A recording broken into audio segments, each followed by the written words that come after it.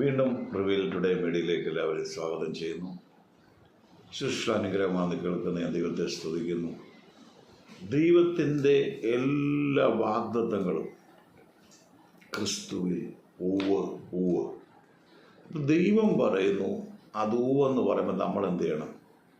നമ്മൾ അതിന് ആമേൻ പറയണം. അത് ദൈവം അങ്ങനെ പറഞ്ഞെങ്കിൽ അതാണ് സത്യം. ഞാനത് വിശ്വസിക്കുന്നു. പക്ഷെ നമുക്ക് ചിലപ്പോൾ ആദ്യം വിശ്വസിക്കാനൊക്കത്തില്ല. കാരണം ദൈവവുമായി നടന്ന് ദൈവവചനത്തിൽ നമുക്കുള്ള ഒരു ഉറപ്പിലേ നമുക്കത് പറ്റത്തുള്ളൂ. അതിനാണ് ഫെയ്ത്ത്. വിശ്വാസത്തിൽ നിന്ന് ഫെയ്ത്ത് വരണം. ദൈവവചനത്തിൽ നിന്നുള്ള വിശ്വാസം വരണം. Faith comes by the hearing of the word.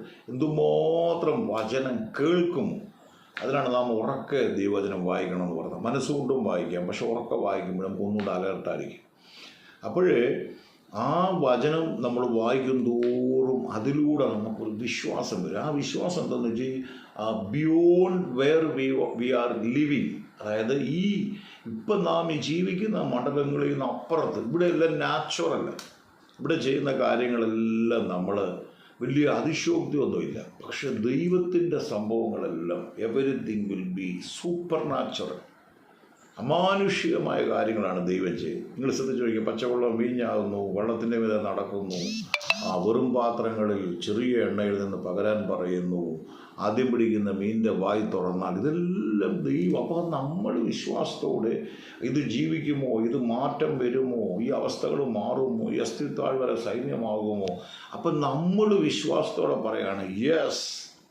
അപ്പോൾ ദൈവത്തിന് പ്രവർത്തിക്കാൻ കഴിയും. നമ്മൾ അതേസമയം സക്കറിയാവിൻ്റെ അടുക്കൽ ദൂതം വന്ന പോലെ നമ്മൾ പറയുക, അയ്യോ ഞാൻ വയസ്സനായി, അല്ലേ ഞാൻ അല്ലെങ്കിൽ ഓൾഡാണ്, അല്ലെ എങ്ങനെ ഈ വാക്തത്വങ്ങൾ നിറവേറും, ഇങ്ങനെയുള്ള സംശയങ്ങൾ ആ ദൂതം പറഞ്ഞൊരു വാക്കുണ്ട്, തത്സമയത്ത് നിവൃത്തിയാകേണ്ട വചനം നീ വിശ്വസിക്കായികൊണ്ട്.